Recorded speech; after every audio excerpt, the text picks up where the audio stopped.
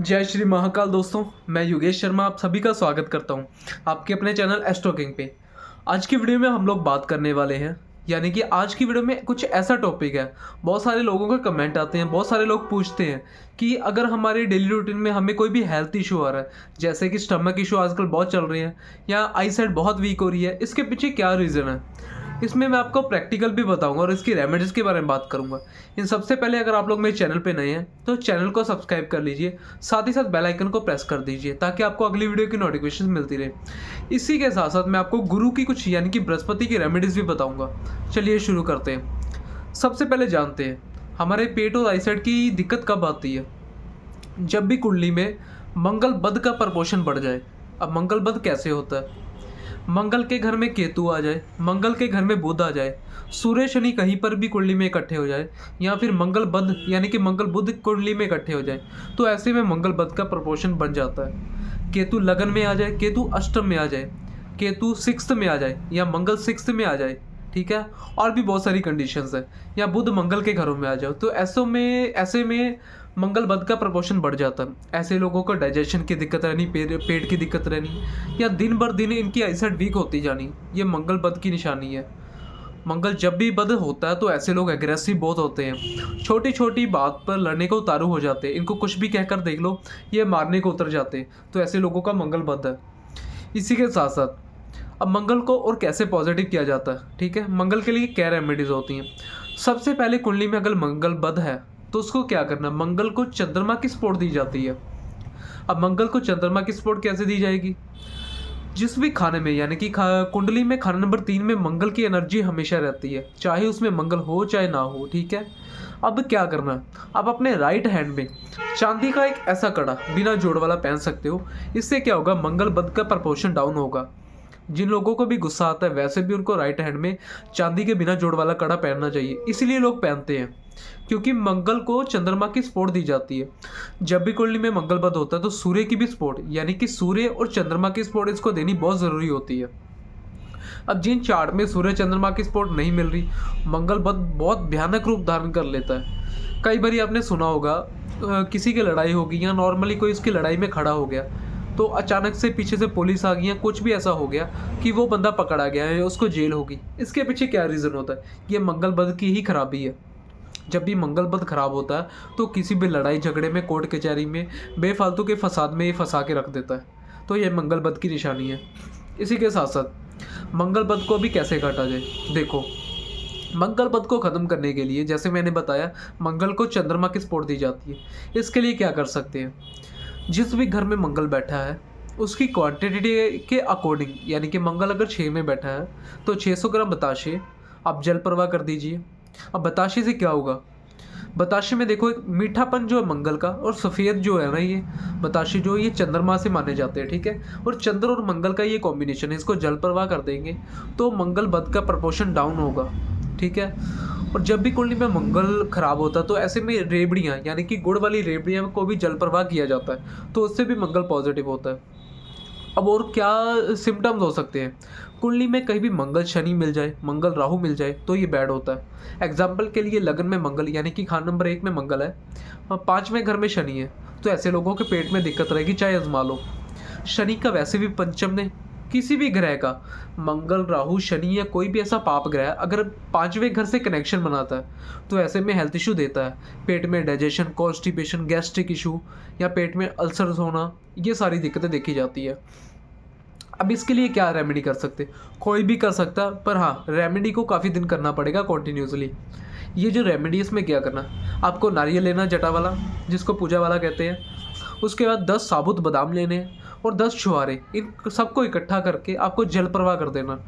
अब ये सारी चीज़ें कौन सी हैं, प्रैक्टिकली बात करते हैं। जो भी ये नारियल है पूजा वाला, ये राहु से कनेक्टेड है, ठीक है। साबुत बादाम ये शनि के होते हैं और छुहारे ये मंगल के होते हैं, यानी कि तीनों पाप ग्रह को इकट्ठा करके हमने जल प्रवाह कर दिया।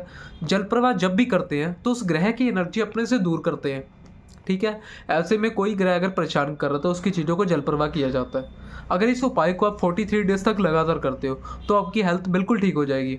अब इसी के जैसे कि मैंने आपको 3 चीज़ें बताई हैं, आपके चार्ट में जो भी ग्रह है 5वें में है या 5वें से कनेक्शन बना रहा है या जिस भी ग्रह के रिलेटेड आपको सिम्टम आ रहे हैं, इनमें से वो चीज़ उठा करके आप जल प्रवाह कर सकते हैं, तो आपको 100% रिजल्ट अच्छे देखने को मिलेंगे।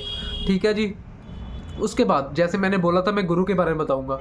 गुरु के लिए क्या है, गुरु कहाँ कहाँ पर चार्ट में वीक हो जाता है। देखो, गुरु अगर 6th हाउस में आ गया, 7th में आ गया, 8th में आ गया, ठीक है, तो गुरु यहाँ पर बैड है।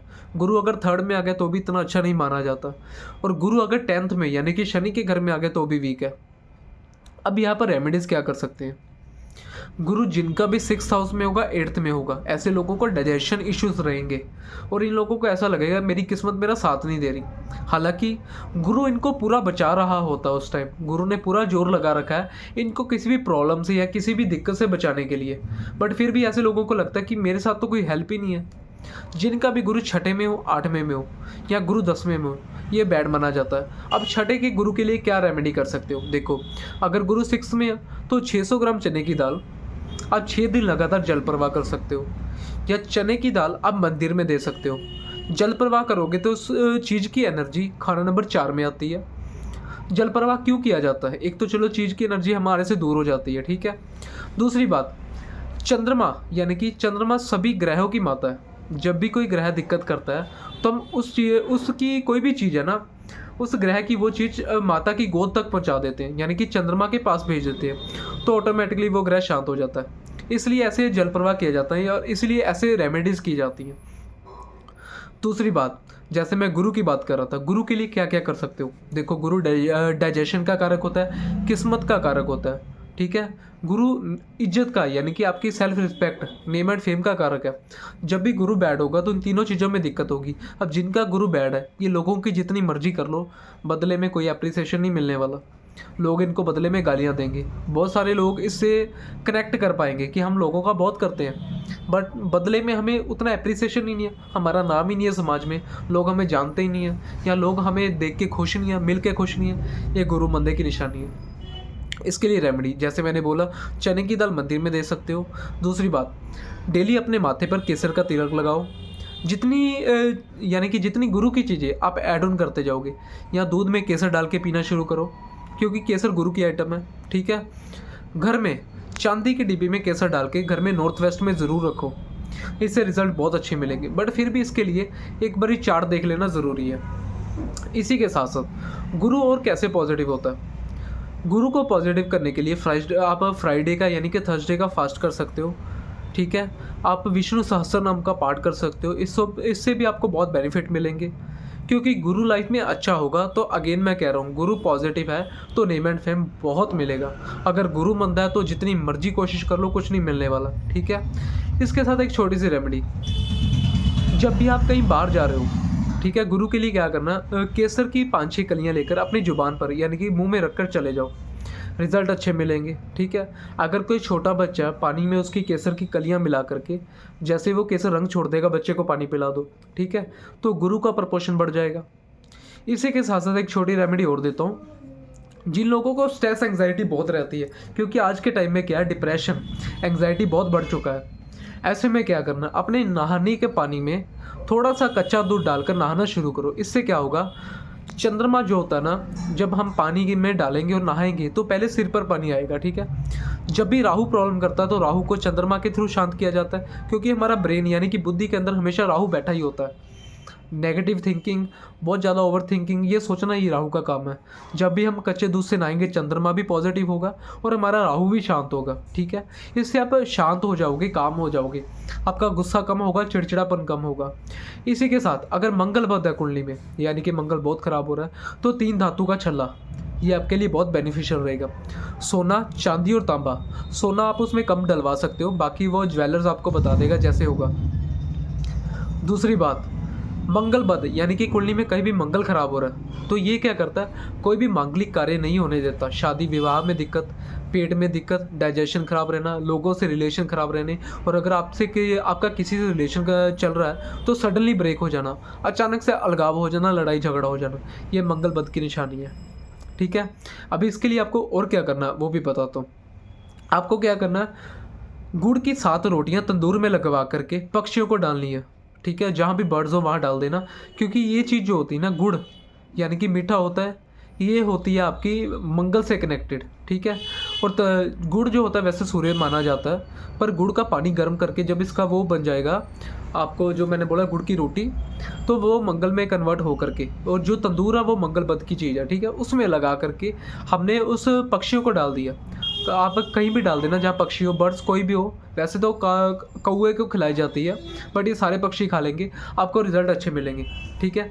और अगर आपको मेरी वीडियो कुछ भी अच्छा लगा, कुछ भी पॉजिटिव लगा, तो प्लीज़ कमेंट बॉक्स में कमेंट करिएगा, चैनल को सब्सक्राइब कीजिए, साथ ही साथ बेल आइकन को प्रेस कीजिए।